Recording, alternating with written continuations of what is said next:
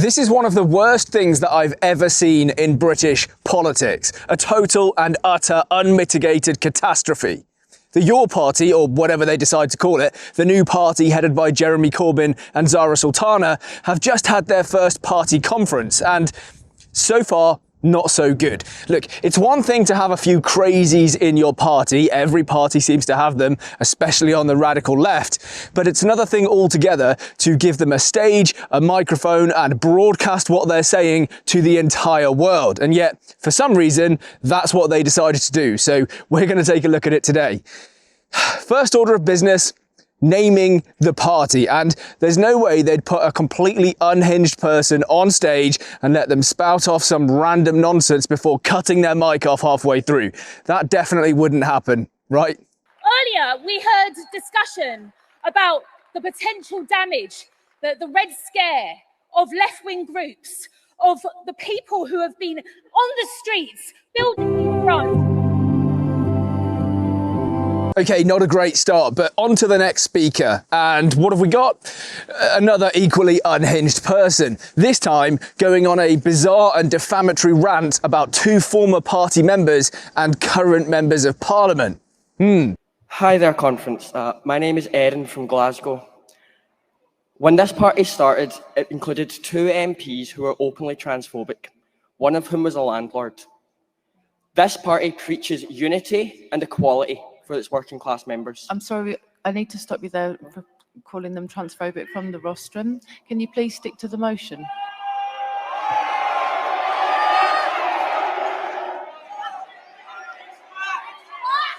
Two members who allegedly expressed transphobic views. One of the MPs that Erin was talking about in that clip actually took the time to respond and effectively just said, yes, I'm an MP, but I'm also a lawyer. Perhaps you should be a little bit more careful about the things that you're saying. Fair enough. Also, Erin, I've Googled your name and your history is very interesting. Now, as soon as I read that, I knew that I was going to have to go and do the same thing, so I did. And it turns out that Erin, the speaker in that clip, was previously kicked out of the Scottish Green Party for allegations of sexual misconduct. I'll let you go and find that article for yourself and have a read of it if you want to find more information. Doesn't look great.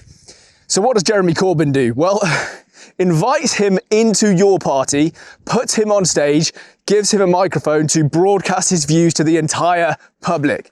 What a ridiculous idea. And if you think that's bad, the next speaker is somehow even worse because they just want to get rid of the United Kingdom altogether. Great. One thing this party will never do is prop up the British state. That includes rejecting the current constitutional arrangement known as the United Kingdom. I stand here as the proud daughter of an Irish socialist mother, and I am therefore proud to say that this evolved constitution is clear. We support the Irish people's inalienable right to self-determination, and we will never organise anywhere on the island of Ireland. And not only that, through peaceful consent, we will be a persuader for Irish unification.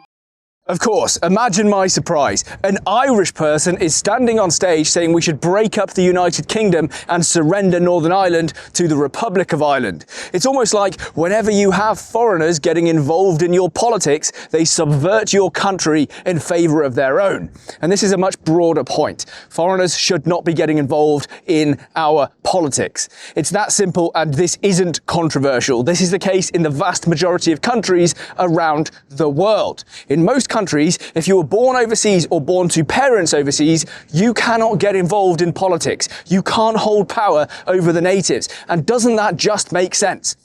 Isn't that just really obvious? And yet the vast majority of our politicians, for some strange reason, seem to have some kind of relation to another country.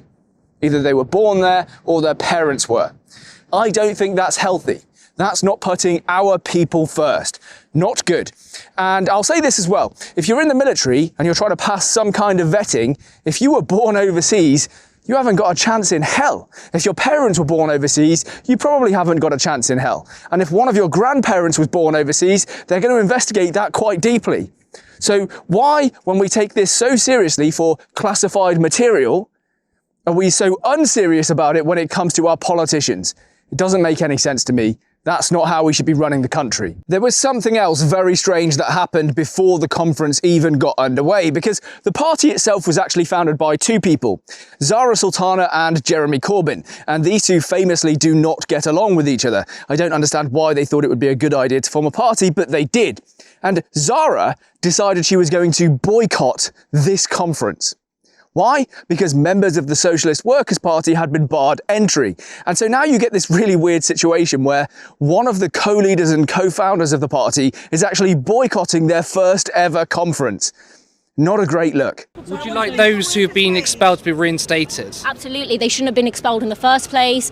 These are groups that don't even run in elections, and if we are here to be the home of the left, a home for all socialists, this is not how you treat members. This is what the Labour Party did. Here's the thing, this isn't actually unusual at all. Most political parties won't allow you to be a member of another political party, to have dual membership if you like, because they want people who are loyal only to their party. At the same time, you could be forgiven for thinking, well, look, the party's just getting off the ground, it's the first ever conference, why don't we let everybody come, and perhaps if they like us more, they'll switch to us in the long run. And after all, who's really taking this all that seriously? Well, it turns out some people are taking this very, very, very seriously indeed. Hello, comrades. Dominic from Croydon. There may come a time when we need to form alliance with people, but we can't, from day one, fling the door open to every sect when we don't even know what we stand for ourselves. And we need to make sure that we build our own identity. Every effort like this has failed because of the influence of tiny sectarian groups. And we need to have a proper examination of what they stand for.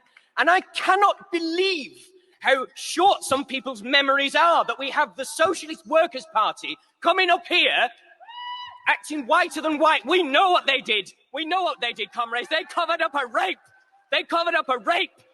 And they expelled people for bringing that to attention. That's the kind of culture that they bring in. How dare they? How dare they? We do not want any fights or arguments. Let's calm it down.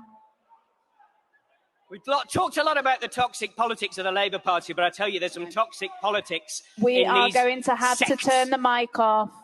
Thank you, comrade. For me, the funniest part of that clip, other than the speaker unironically using the term comrade, is when he says, we don't know what we stand for. And let me be serious for a moment, it's true. You don't know what you stand for. Currently, the party is a directionless mess. You just believe vaguely in some left-wing things. But you've made your situation a lot worse, and you've done that by voting for two things which are going to ensure that you never have a clear direction. First of all, you've voted to allow dual membership, so you will have people within your party who are also members of other parties, and so they're going to form these weird little sects within your party and then battle it out with each other. Not great. Secondly, you voted to not have a leader. You voted to have some kind of weird council of elders type system, and that's going to mean that ultimately you're not going to be able to draw inspiration from someone who has command and control of the party and sets the tone and the direction, because that person doesn't exist. So this party, if I'm going to be completely honest, is cooked from the outset. This is never going to work. It's never going to achieve anything. Look, the conference is still going on today, but honestly, I don't think I'm ever going to make a video about this party ever again. And the reason is pretty straightforward. I really, truly believe nothing productive is ever going to come from it, other than allowing their people to speak and making people like me laugh when they do.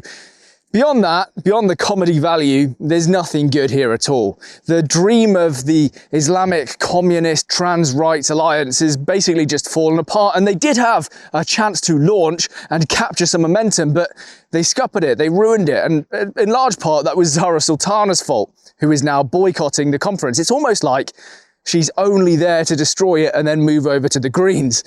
And the Greens, if we're totally honest, is where the momentum on the far left really is. I don't really understand why, but some people seem to be particularly appealed by Zach Polansky. So I don't think your party really, if I'm completely honest, is going anywhere. The best that they could hope is to pick up like 2 or 3% in the polls and maybe form an alliance with the Greens, but It's just not going to happen, thankfully. Thank God. Because the last thing we need is the lunatics that you've seen in this video today ever occupying any kind of political office. Anyway, that's all I've got for you today. Please do leave a like, comment, subscribe, and hopefully I'll see you in a future video. Thank you very much for watching. Till the next one. Give it up for the trans people, everybody! Thank you, comrades. And it is an honour and a privilege to be stood speaking on this podium today. The reason I am saying yes to socialism in this political statement is because as a trans comrade, as a disabled comrade, as a mad comrade, and a neurodivergent comrade,